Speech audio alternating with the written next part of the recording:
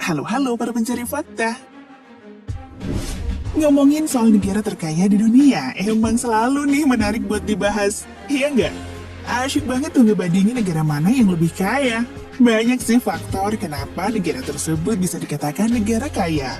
Dapat dilihat dari jumlah pendapatan per kapita, sumber daya alam, dan sumber daya manusia. Jadi kali ini kita akan bahas negara mana yang terkaya. Nggak usah jauh-jauh, kita bahasnya Asia Tenggara aja. Kepo kan Indonesia ada di urutan keberapa? Nah, menduduki peringkat ke-7, ada negara Vietnam nih yang nggak masuk jurang resesi dibanding negara lain saat pandemi COVID-19. Tahu nggak kalau dulu negara ini tuh negara termiskin di dunia dan pendapatan masyarakatnya di level bawah. Pertengahan 1980-an, baru dia pertumbuhan ekonominya melesat 6-7%, bahkan sampai menyaingi Cina. Dari waktu ke waktu, Vietnam mulai terlibat perdagangan bebas di ASEAN dan Organisasi Perdagangan Dunia karena ramah investor asing. Gak heran kalau Vietnam dipercayakan oleh perusahaan besar seperti Samsung ngebuat pabrik di Vietnam.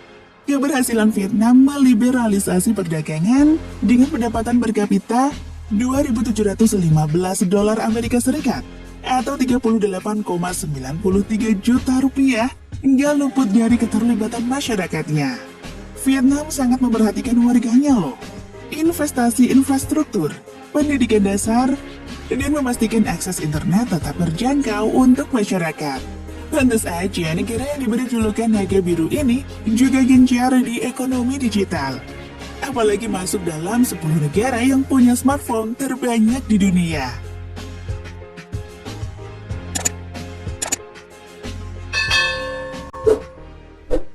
Peringkat ke-6 adalah Filipina. Negara yang baru-baru ini jadi sorotan karena pemilihan presiden di mana salah satu kandidatnya adalah putra diktator yang pernah digulingkan dan diasingkan dalam pemberontakan tahun 1986.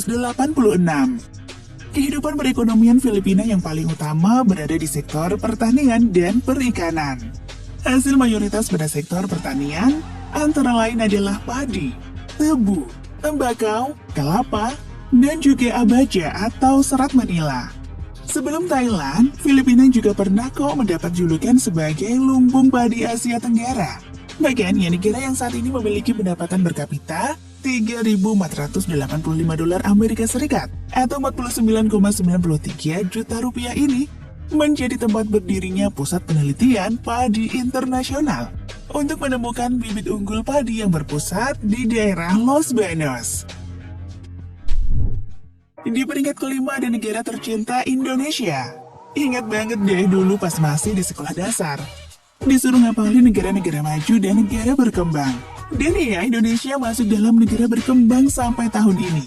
Sama dengan negara lain, dampak pandemi tahun 2020 kemarin tuh ngebuat posisi Indonesia turun ke kelas negara berpenghasilan menengah ke bawah.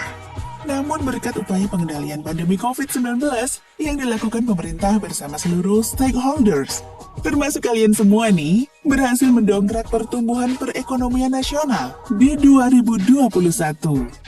Hal itu ngebuat pendapatan per kapita Indonesia yang awalnya 59,3 juta rupiah meningkat menjadi 62,2 juta rupiah atau setara dengan 4.349 dolar. Pertumbuhan ekonomi didukung oleh beberapa sektor, yaitu sektor infrastruktur, sektor manufaktur, sektor pariwisata, sektor perikanan, sektor pertanian, dan sektor digital. For your information nih, Indonesia tuh masuk dalam 20 negara dengan perekonomian terbesar di dunia, yang dikenal dengan G20. Bangga banget gak sih? Peringkat keempat ada negara Thailand. Dijuluki lumbung padi Asia Tenggara, pasti ada alasannya. Bener, negara Thailand tuh emang ambisius banget dalam sektor pertanian. Kita aja negara dengan sektor pertanian yang cukup bagus masih impor beras dari Thailand. Sektor pariwisata juga jadi andalan nih di negara gajah putih ini, dan jadi salah satu negara dengan devisa pariwisata tertinggi di dunia.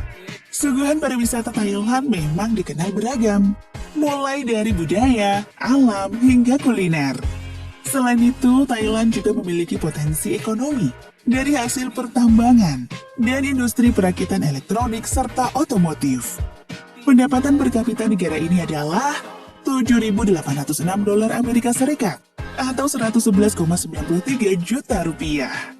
Ya, walaupun masih jadi negara berkembang, tapi Thailand sukses di luar sisi ekonomi.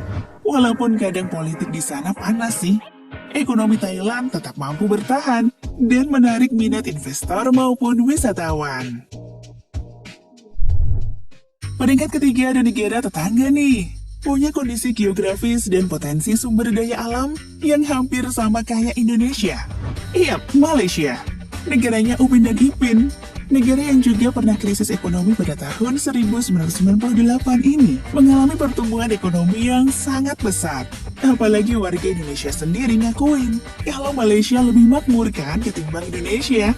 Dengan berbondong-bondong jadi TKW di sana.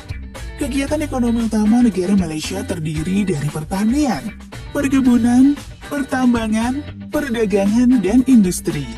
Malaysia juga bergantung pada ekspor bahan mentah, khususnya minyak bumi dan pernah menjadi produsen timah terbesar di dunia. Nah, berapa sih pendapatan per kapitanya? Pendapatan per kapita Malaysia adalah $11.414 Amerika Serikat atau 163,66 juta rupiah. Wah, beda jauh ya bun sama Indonesia. Peringkat kedua ada Brunei Darussalam nih. Dari arti nama negaranya aja tempat tinggal yang damai. Cocok banget sama keadaan orang-orang yang tinggal di Brunei Darussalam. Negara yang gak cukup luas dari kota Banyuwangi ini ternyata masih jadi negara berkembang. Tapi warganya punya pendapatan dan angka kesejahteraan penduduk yang tinggi. Tahu sendiri kan kalau negara kaya ini memiliki kekayaan alam yang berlimpah. Minyak bumi merupakan sumber kekayaan utama Brunei Darussalam. Ladang minyak terpenting terletak di Seria. Sumber daya unggulan kedua yang dimiliki Brunei Darussalam adalah gas alam atau yang sering disebut gas bumi. Pendapatan per kapita negara ini adalah $31.086 Amerika Serikat atau 445,72 juta rupiah. Gak heran kalau Brunei Darussalam dijuluki sebagai negara petrodolar karena pendapatan negara yang melambung tinggi. Ya, kita sampai nih di peringkat pertama. Satu-satunya negara maju di Asia Tenggara, Singapura. Masuk dalam 4 negara yang dijuluki macan Asia.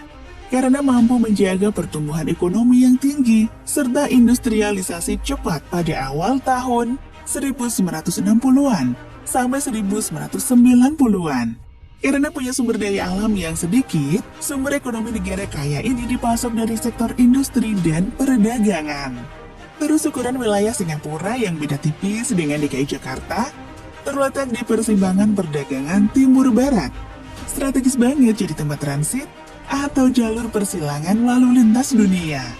Hal ini tentu aja menguntungkan Singapura. Diketahui pendapatan per kapita negara Singapura adalah $65.233 Amerika Serikat atau 935,37 juta rupiah.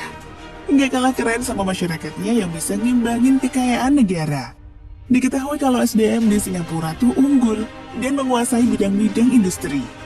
Ini dikarenakan pemerintahan Singapura sangat memperhatikan pendidikan yang jadi faktor utama pengembangan industri. Salut!